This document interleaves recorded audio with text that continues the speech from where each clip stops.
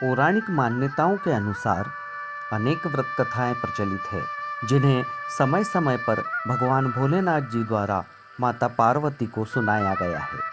इन्हीं व्रत कथाओं में से एक भगवान भोलेनाथ माता पार्वती को सुना रहे हैं। आइए हम सब भी इस क्षण के साक्षी बने। हे प्रभु, हे त्रिलोकीनाथ, क्या इस संसार में कोई ऐसा व्रत है जिससे मनचाहा वर प्राप्त हो सके, या कोई ऐसा व्रत जिससे सौभाग्यवती नारी का जीवन सुखमय हो सके? हे उमा, मैं तुम्हें एक ऐसे ही व्रत का वृतांत सुनाता हूँ। इस व्रत का आरंभ तुम्हारे ही द्वारा किया गया था। त्रिपुरारी, क्या मैंने स्वयं ये व्रत किया है? क्या आप विस्तार से इस संदर्भ में बताने की कृपा करेंगे? मैं तुम्हें इस व्रत का वृतांत विस्तार पूर्वक सुनाता हूँ। यह बात तब की है जब तुमने उत्तर में हिमालय राज के यहाँ पार्वती के रूप में जन्म लिया था। तुम्हारा मन शुरू से ही आध्यात्म और तपस्या से जुड़ा हुआ था।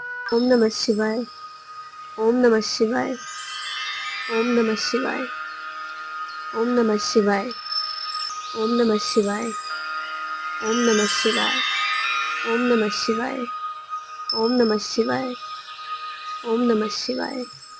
मैना, देख रही हो पार्वती कैसे रहती है? तुम्हें उसे समझाना होगा। राजकन्या साधु नहीं होती। वैसे भी पुत्री की अब विवाह की उम्र आ चुकी है। महाराज, आप तो जानते ही हैं, पार्वती का मन शुरू से ही आध्यात्म की ओर लगा हुआ है। पता नहीं उसके भाग्य में क्या लिखा हुआ है।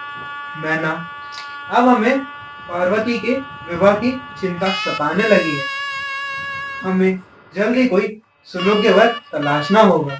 महाराज, जैसा आप उचित समझें। उसी समय देवर्षि नारद भ्रमण करते हुए हिमाचल राज के यहाँ पहुँचते हैं। नारायण नारायण। हे पर्वतराज, चिंता में दिखाई दे रहे हैं। ऐसी भी क्या चिंता?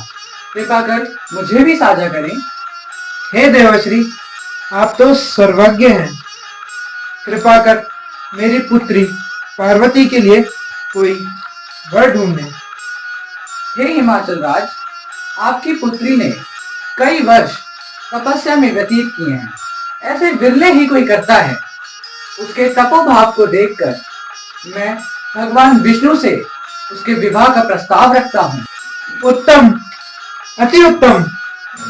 हे देवर्षि नारद, आप तो सर्वोत्तम हैं। आपका यह प्रस्ताव मेरे लिए किसी वरदान से कम नहीं है। मैना, तुमने सुना? देवर्षि नारद जी ने हमारी पुत्री के लिए भगवान विष्णु का प्रस्ताव दिया है। जी हाँ, मैंने सुना। इससे अच्छा और उचित प्रस्ताव कोई और हो ही नहीं सकता। पर मेरा आपसे निवेदन है कि आप पार्वती से अवश्य चर्चा करें। पार्वती, क्या तुम्हें पता है महाराज तुम्हारा विवाह श्री हरि विष्णु से कर रहे हैं? यह तुम क्या कह रही हो? क्या तुम जानती नहीं, मेरा हर क्षण भगवान शिव को समर्पित है। मैं और किसी से शादी कर ही नहीं सकती। तो ठीक है, फिर तो मेरे साथ चलो। लेकिन कहाँ?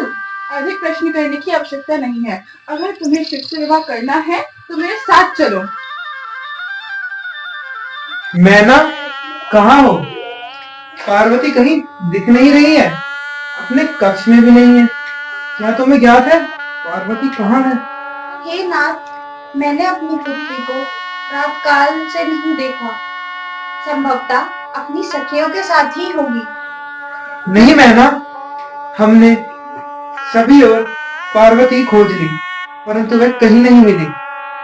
उसकी सखी आली भी कहीं नजर नहीं आ रही। मुझे चिंता सता रही है कि वैकुंठ लोक से कोई आ गए तो। महाराज, आप चिंता न करें। पार्वती की खोज में सैनिकों को अवश्य भेजिए। कोई ना कोई परिणाम अवश्य निकलेगा। हाँ मैना, तुम ठीक कहती हो। इधर आली तुम्हें हिमालय की कंदराओं में ले गई, जहाँ तुमने पुनः शिव प्राप्ति के लिए तप प्रारंभ कर दिया। तुमने अज्ञान स्थान पर भाद्र पक्ष की तृतीया को इस व्रत का प्रारंभ किया। आली तुम्हें अपने पिता हिमाचल के यहाँ से हर कर लाई थी, इसलिए इस व्रत को हरिताली का व्रत कहा जाता है। हे प्रभु, हे भोलेनाथ, हे त्रिलोकी, हे विश्वम्भर, मैंने सर्वदा ही भगवान भोलेनाथ को अपने हृदय से स्वीकारा है। हे देवी, कालांतर में कोई भी कुमारी कन्या इस व्रत को करेगी तो मनचाहा वर प्राप्त करेगी, या कोई भी सुहागन स्त्री इस व्रत को करेगी तो सुख संपत्ति व संतान प्राप्त करेगी एवं हम दोनों का आशीर्वाद प्राप्त करेंगे।